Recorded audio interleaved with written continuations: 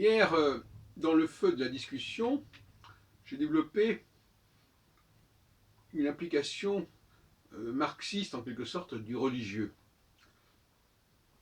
notamment du conflit ou de la relation judéo-chrétienne. C'est d'autant plus intéressant que les Juifs se sont fait accuser de capitalisme.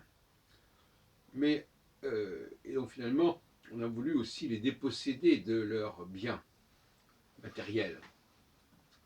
Tout comme on a essayé de les déposséder de leurs biens spirituels avec le christianisme.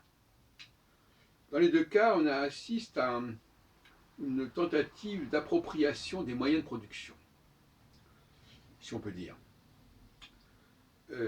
Moyens de production, vous savez que c'est une notion très importante pour Marx, et on peut l'utiliser aussi pour la langue française, par exemple, qui est une production du peuple français, de la culture française. On peut l'utiliser également pour le judaïsme et pour le peuple hébreu lui-même, qui est un arbre qui porte des fruits. Et non content de consommer les fruits de l'arbre, d'aucuns entendent aussi s'emparer et s'approprier l'arbre. Et donc, par conséquent, s'approprier le moyen de production qui est l'arbre, production pour faire des fruits.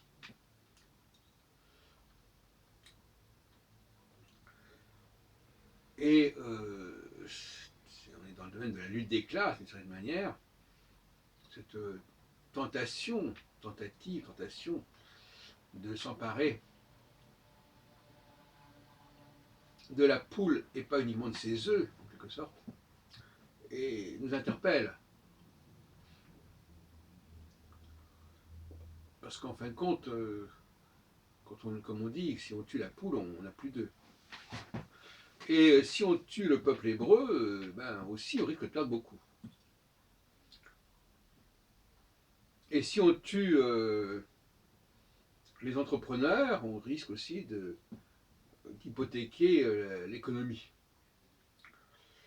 Donc la tentation existe de ne pas se contenter des fruits. Pourtant les choses seraient si simples. Il est évident que tout créateur, dans tous les domaines, il produit des choses, des objets qui peuvent circuler, que l'on peut consommer.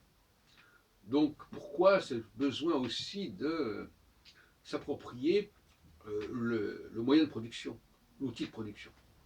C'est ça le problème. C'est ça qui est vicieux quelque part.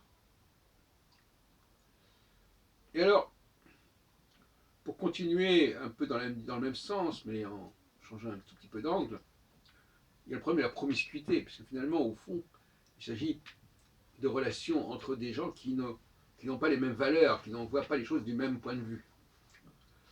Et la promiscuité, elle existe dans les familles, dans les restaurants, par exemple au McDonald's, il y a une promiscuité des populations. Chacun étant un petit peu autour de sa petite table, mais enfin, les gens s'écoutent et parfois réagissent les uns aux autres à des discours qui ne les concernent pas et qui ne leur sont pas destinés. Il nous est arrivé au Café Philo McDo de voir appliquer des gens qui n'appréciaient pas ce que nous disions, entre nous. Ça, c'est un problème. Mais la promiscuité, elle existe également dans les autobus, par exemple, dans les moyens de transport.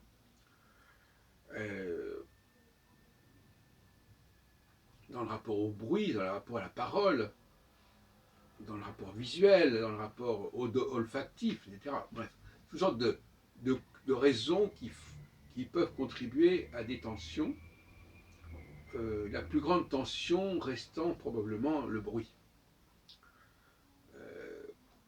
Parce qu'on peut supporter beaucoup de choses, on peut ne pas regarder, on peut ne pas sentir à la limite, ne pas goûter encore plus, mais on peut pas.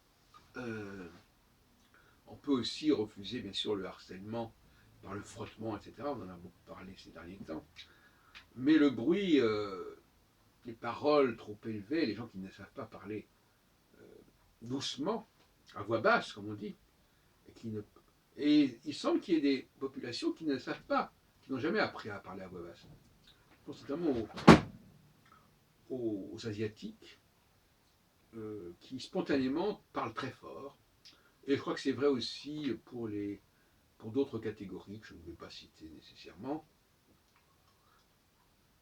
Et puis alors, pour terminer, je voudrais parler de la question des machines. Parce que les machines, et surtout les gens qui sont dotés de machines, parce que les machines toutes seules, bon. Quelqu'un tout à l'heure, par exemple, je suis entré à la Bibliothèque nationale, il y avait une dame qui contrôlait la sécurité, et alors elle avait une espèce d'appareil et qui lui permettait de savoir si j'avais telle et telle chose dans mes poches. Donc, qu'est-ce que ça veut dire? Ça symbolise, c'est l'allégorie qui symbolise le fait que nous avons une sensorialité, nous avons un équipement sensoriel, à la fois intérieur et extérieur, puisque effectivement cette dame, si elle n'avait pas eu son appareil, elle n'aurait pas capté ce que j'avais dans mes poches, et ça captait qu'il y avait quelque chose de métallique par exemple. Donc on voit bien que nous ne sommes pas dotés des mêmes équipements sensoriels, dans tous les sens du terme que je viens de définir. C'est à la fois les 4 sens habituels, plus des sens que peuvent nous apporter telle et telle machine, tel et tel appareil dont nous avons l'usage, et qui souvent d'ailleurs détermine la fonction de la personne.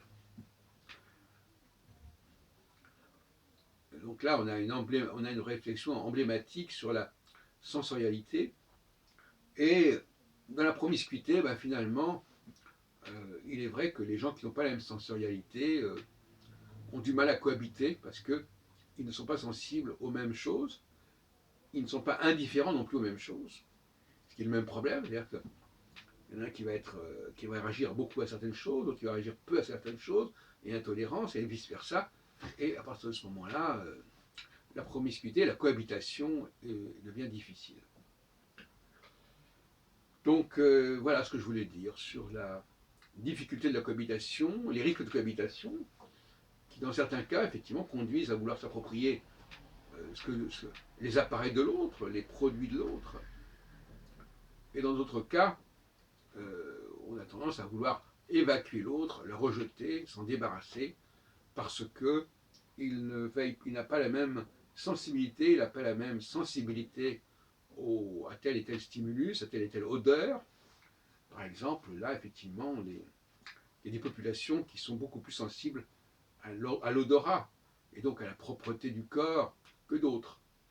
Et par conséquent, quand elles arrivent dans un pays, elles risquent de faire des problèmes parce qu'elles exigent des choses que les gens du pays n'exigent pas.